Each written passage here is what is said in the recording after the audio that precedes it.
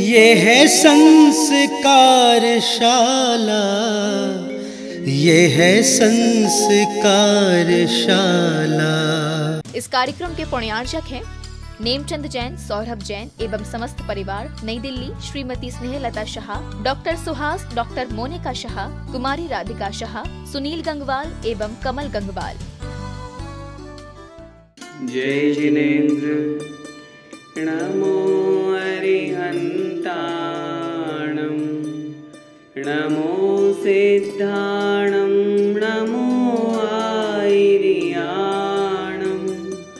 नमो वज्रायाणं, नमो लोये सव्यसाहूणं। हम सभी जैन कुल में उत्पन्न हुए हैं। जैन धर्म क्या है, इसे कैसे ग्रहण करना चाहिए? हम जैनी हैं तो क्या हम जैनियों की योग्य कर्तव्यों का पालन करते हैं या नहीं करते हैं? उन सब बातों को यहाँ पर इस संस्कारशाला में बताया जाएगा। आज हमारे जीवन में संस्कारों की बहुत बड़ी आवश्यकता है। जैसा कि हम सभी जानते हैं, संस्कार जन्म से ही नहीं, गर्भ से ही मिलना प्रारंभ हो जाते हैं। अभिमन्यु का अर्जुन का प्रसंग हम सभी को याद करना चाहिए। माँ के द्वारा जिस तरह के संस्कार बालक को दिए जाते हैं, बालक उसी तरह का बनता है। बालक कच्ची मिट्टी के समान होते हैं। बचपन में हमने उन्हें जो संस्कार दे दिए, वे ही बड़े होकर के उन्हें अपने जीवन को पुष्पित और पल्लवित करते हैं। यह जो संस्कारशाला कार्यक्रम है, ये इसीलिए प्रारंभ किया गया है ताकि जो छोटे छोटे बच्चे हैं, घर की माताएं बहनें हैं, वो इस कार्यक्रम को देख करके हमारे जैन धर्म को समझ सके। हम जैन कुल में पैदा तो हो गए, लेकिन हम जैनियों की योग्य क्या करना चाहिए, क्या नहीं करना चाहिए, हमें क्या खाना चाहिए, क्या नहीं खाना चाहिए, हमें कब क्या कौन सा काम करना चाहिए, इन सब बातों की जानकारी इस संस्कारशाला में दी जाएगी। वास्तव में यह जो कार्यक्रम प्रारंभ किया जा रहा है, ये जिनवाणी चैनल का एक अनूठा प्रयास है। हम सभी को इस कार्यक्रम की सराहना करके प्रतिदिन जिस समय यह कार्यक्रम प्रसारित हो, उस समय हमें अवश्य देखना है। संस्कारशाला इसका नाम इसलिए रखा गया ताकि हम इसको पढ़ कर के हमारी जो जैनियों के संस्कार हैं उसे हम समझ सकें। बहुत से स्थानों पर विद्वान उपलब्ध नहीं हो पाते, बहुत से जगह पर पाठशालाएं नहीं चलती हैं। आप इस जिनवाणी चैनल के माध्यम से इस कार्यक्रम को देख करके जैन धर्म को समझ सकते हैं। प्रारंभ में इसमें क्या सिखाया जाएगा, जो हमारा जैन धर्म का प्राण है, नमोकार मंत्र है, जिससे हम अपने दिन की शुरुआत करते हैं। उस नमोकार मंत्र से प्रारंभ होकर के बालबोध आदि पढ़ा करके जो जैन धर्म का बेसिक है वो समझाया जाएगा। उसके पश्चात फिर धीरे धीरे हम आगे बढ़ते हुए छैडाला, द्रव्य संग्रह आदि ग्रंथों को पढ़ेंगे। हम जैन कुल में उत्पन्न तो हो गए, हमें अपने आप के ऊपर गौरव महसूस होना चाहिए कि आज हम जैनी कहलाते हैं। लेकिन क्या सिर्फ नाम के जैनी रह गए हैं? हम सोचें, विचार करें, हम जैनियों के क्या कर्तव्य हैं। पहले के समय में लोग पानी छान करके पीते थे, अपने हाथ में छन्ना और बोतल साथ में रखते थे, उससे पहचान होती थी कि हाँ ये जैनी हैं। रात्रि में भोजन नहीं करते थे, पहचान होती थी कि हाँ जैनी हैं। आज स्थिति परिवर्तित हो गई है। हमें अपनी पहचान पुनः बनाने की आवश्यकता है। इसीलिए यह संस्कारशाला कार्यक्रम प्रारंभ किया जा रहा है। हम सिर्फ नाम के जैनी नहीं बने, हम वैसा कार्य भी करें, वैसी क्रियाएं भी करें। हम मंदिर तो जाते हैं, लेकिन मंदिर क्यों जाना चाहिए, कैसे जाना चाहिए, मंदिर जाने से हमें फ़ायदा क्या होता है, ये सब बातें हमें संस्कारशाला में सिखाई जाएगी। हम नमोकार मंत्र तो पढ़ते हैं, प्रत्येक व्यक्ति पढ़ता है। ऐसा कोई भी नहीं है जो नमोकार मंत्र नहीं जानता हो, नहीं पढ़ता हो। लेकिन उसका सही उच्चारण क्या है, उसका अर्थ क्या है? जब तक हम उसका मीनिंग नहीं समझेंगे, हमारे भाव कैसे लगेंगे? हम नमो अरिहंताणम बोल तो रहे हैं, उसका अर्थ भी माना कि हमें मालूम है, अरिहंतों को नमस्कार हो। लेकिन अरिहंत कौन कहलाते हैं, कैसे होते हैं, कहाँ पर विराजमान है अरिहंत? हमें उनका कैसे ध्यान करना चाहिए। हमने उनको नमस्कार तो कर दिया, लेकिन वो कैसे हैं, कहाँ, किस अवस्था में हमें उनको नमस्कार किया है, ये सब जानकारी हमें इस कक्षा के माध्यम से मिलेगी। आप सभी से मेरा यही निवेदन है, जैन धर्म के जो बेसिक प्रश्न हैं, आजकल की जो न्यू जनरेशन है, मेरे युवा साथी हैं, वो धर्म से विमुख हो रहे हैं। उन सभी मेरे युवा साथियों को, मेरे छोटे छोटे भाई बहनों को, उन सभी को धर्म से जोड़ने के लिए यह एक अनूठा कार्यक्रम आपके समक्ष आ रहा है, जिसका नाम है संस्कारशाला। जहाँ पर पाठशालाएं नहीं हैं, पाठशालाएं हों तो भी कोई बात नहीं, लेकिन माताएं बहनें अपनी घर गृहस्थी में रहती हैं, उन्हें धर्म पढ़ने की बहुत इच्छा होती है, लेकिन ऐसी सुविधाएं सब जगह प्राप्त नहीं हो पाती है। उनके मन में बहुत तरह के प्रश्न होते हैं। वर्तमान समय वैज्ञानिक युग है, हम जैन धर्म को समझते तो हैं, लेकिन जो युवा साथी हैं वो बहुत तरह के लॉजिक करते हैं, बहुत तरह के तर्क करते हैं कि यह चीज़ ऐसे ही क्यों, हम ऐसा भी तो कर सकते हैं, यदि हम ऐसा करें तो। इन सभी बातों को हम प्रश्नोत्तर के माध्यम से इस कक्षा में समझेंगे। सबसे पहले आइए हम आज इसी बात पर चर्चा करते हैं कि जैन शब्द कहाँ से आया। तो जैन है वह शब्द बना जिन से। जिन का अर्थ होता है जिन्होंने अपनी इंद्रियों को जीत लिया है। अब इंद्रियां कितनी होती हैं? इंद्रियां 5 होती है, स्पर्शन, रसना, घ्राण, चक्षु और कर्ण। इन 5 इंद्रियों को जिन्होंने जीत लिया, इनके ऊपर जिन्होंने विजय प्राप्त कर ली, इंद्रियों पर विजय प्राप्त कर ली, इससे क्या मतलब?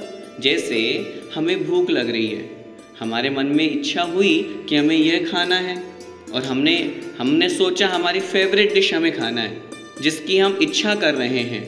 उस इच्छा के कारण से जो हमारी फेवरेट डिश है वो हमने खा ली, लेकिन इस इच्छा को भी जिन्होंने जीत लिया, क्योंकि वो इच्छा जो है वो तो थोड़ी सी देर की है।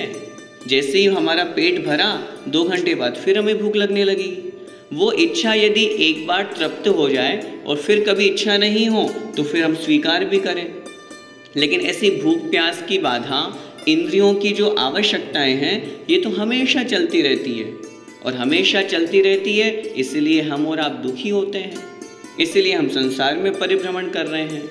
इसलिए जिन्होंने इन इंद्रियों के ऊपर विजय प्राप्त कर ली, जिन्हें इन सब विकल्पों से कोई मतलब नहीं है, जो अपनी आत्मा में लीन हैं, ऐसे भगवान, ऐसे परम पद को प्राप्त जो आत्मा है वो कहलाती है जिन, और जो जिन को माने वह कहलाता है जैन। जो जिनेंद्र भगवान को माने, उनके बताए हुए मार्ग पर चले, वह कहलाता है जैन। हमारे सभी का परम सौभाग्य है कि हम जैन कुल में पैदा हुए। शास्त्रों में कितनी अच्छी बात लिखी है। जैन किसे कहते हैं? जो जिनेंद्र भगवान को माने वह जैन है, लेकिन जैन कुल में हम पैदा हुए, इसकी कितनी बड़ी दुर्लभता है। जब शास्त्रों का अध्ययन करते हैं तो यह जीव अनादिकाल से संसार में परिभ्रमण कर रहा है, और उसका सबसे बड़ा कारण है मिथ्यात्व और मोह। उसके कारण से घूमता रहता है, और वह अपने आत्मिक स्वरूप को, वास्तविक स्वरूप को, सही बात को नहीं समझ पाता।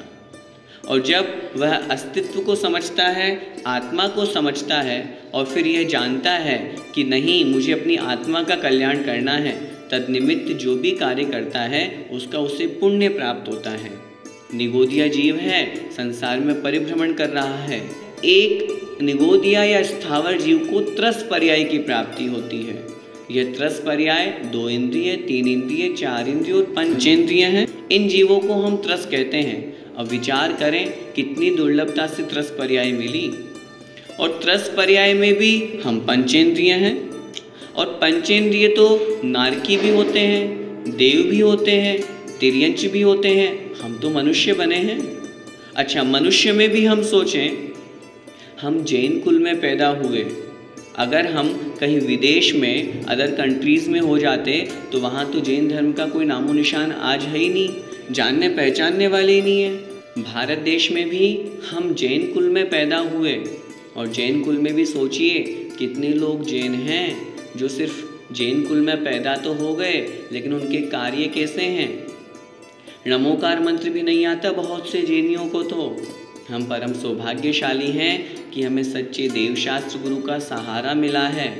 आचार्य भगवान श्री विद्यासागर जी जैसे सच्चे गुरु के रूप में हमें भगवान प्राप्त हुए हैं, मुनि महाराज प्राप्त हुए हैं। उनका परम सानिध्य हम सभी को मिल रहा है। हमें स्वाध्याय सुनने का सुअवसर प्राप्त हो रहा है। हमें जिनेंद्र भगवान के दर्शन पूजन का अवसर मिल रहा है। अब ऐसे इस दुर्लभता को भी प्राप्त करके यदि हम इस मनुष्य पर्याय को सार्थक नहीं करें, अपनी स्वयं की इम्पोर्टेंस, हमारा क्या महत्व है, हमने क्यों जन्म लिया। बहुत से लोग हैं जो बिना किसी लक्ष्य के जी रहे हैं। हम क्यों जी रहे हैं, कभी हमने मन में विचार किया? किसके लिए जी रहे हैं? सुबह से शाम तक व्यापारी लोग, मेरे भाई बंधु जो पिताजी के समान हैं, ऐसे बड़ी उम्र के लोग, सभी लोग सुबह से शाम तक बहुत मेहनत करते हैं। किसके लिए? घर परिवार के लिए, दूसरों के लिए, शान शौकत के लिए, दूसरों को दिखाने के लिए कि हमारे पास इतना पैसा है। हमने अपनी आत्मा के बारे में क्या सोचा? अपने लिए क्या सोचा? जब तक हमें अपने लिए विचार नहीं आएगा तब तक हमारा जैन कुल में उत्पन्न होना व्यर्थ है। मैं किसी भी कार्य को करने के लिए मना नहीं कर रहा। आप व्यापार करें, आप नौकरी कर रहे हैं, नौकरी करें, माताएं बहनें आप घर गृहस्थी का काम कर रहे हैं, सब करें। लेकिन उन सब कार्यों को करते हुए भी हम किस प्रकार अपने जीवन में धर्म को धारण कर सकते हैं, किस प्रकार अपनी इस मनुष्य पर्याय को हम सार्थक कर सकते हैं, ये सब बातें इस संस्कार शाला में सिखाई जाएंगी। आपको बताया जाएगा घर गृहस्थी में रहकर के भी हम किस प्रकार से धर्म को धारण करें। सभी भोजन बनाते हैं, लेकिन भोजन बनाते समय हमें किन किन बातों की सावधानी रखनी चाहिए। भोजन सभी ग्रहण करते हैं, लेकिन हमें कैसा भोजन ग्रहण करना चाहिए? क्योंकि लिखा है, सामान्य से सब जानते हैं, जैसा खावे अन्न वैसा होवे मन, जैसा पीवे पानी वैसी होए वाणी। तो यदि हम भोजन गलत करेंगे, उल्टा सीधा खाएंगे, होटल का खाएंगे, नॉनवेज खाएंगे, ड्रिंक करेंगे, जो हमारे लिए कर्तव्य नहीं है, हमारे लिए करने योग्य नहीं है, तो फिर हमारा मन मस्तिष्क भी वैसा ही होगा।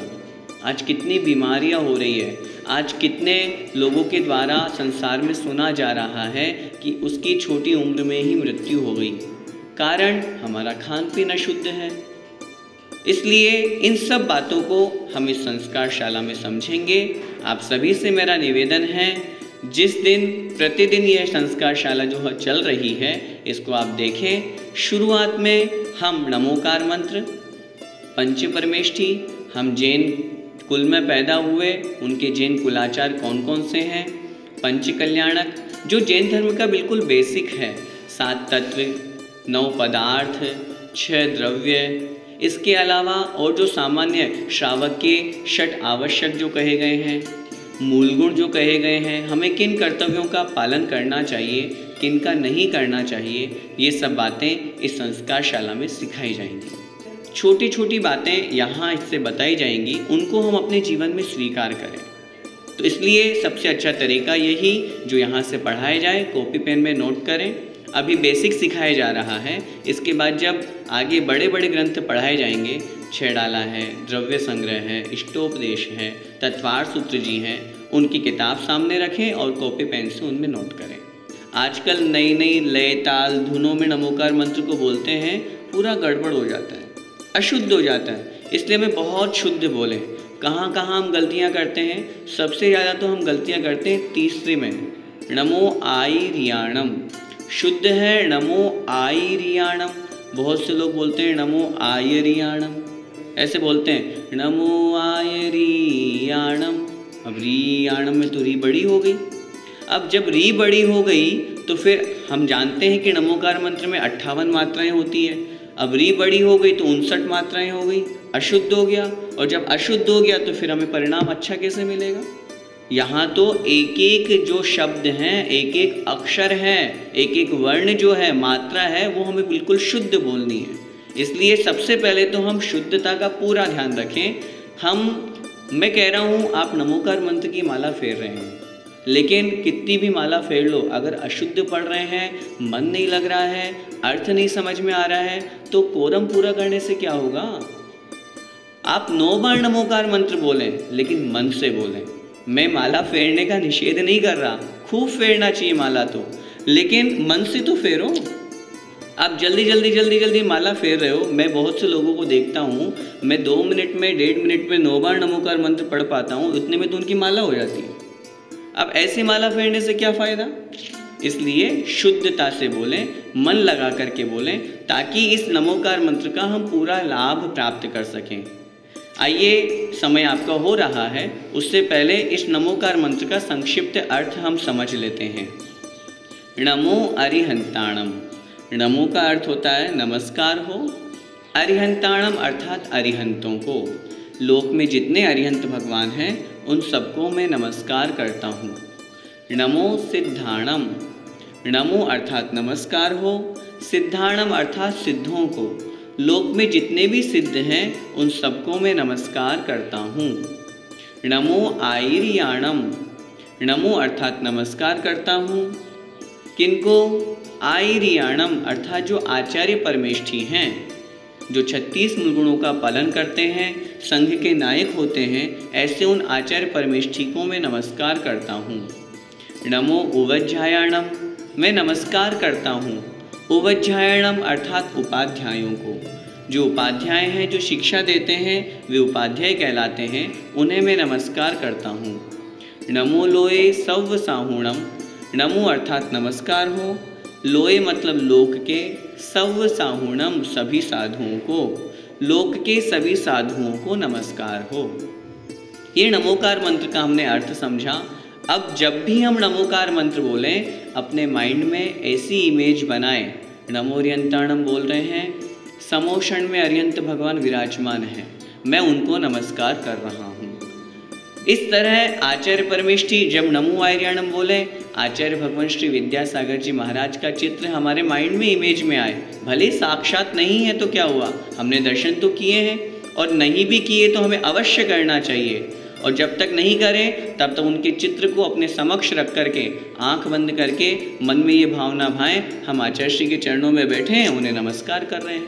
इसी तरह 5 पद में हमें करना चाहिए, ताकि हमारा नमोकार मंत्र बोलना सार्थक हो। हम जब भी बोलें शुद्ध बोलें और अर्थ सहित बोलें। आज यह प्रारंभिक भूमिका थी संस्कारशाला की। कल से हम नमोकार मंत्र किसे कहते हैं, मंत्र में क्या फ़ायदा है, इन सब बातों को समझेंगे। इस कार्यक्रम के पुण्यार्चक थे नेमचंद जैन, सौरभ जैन एवं समस्त परिवार, नई दिल्ली श्रीमती स्नेहलता शाह, डॉक्टर सुहास, डॉक्टर मोनिका शाह, कुमारी राधिका शाह, सुनील गंगवाल एवं कमल गंगवाल।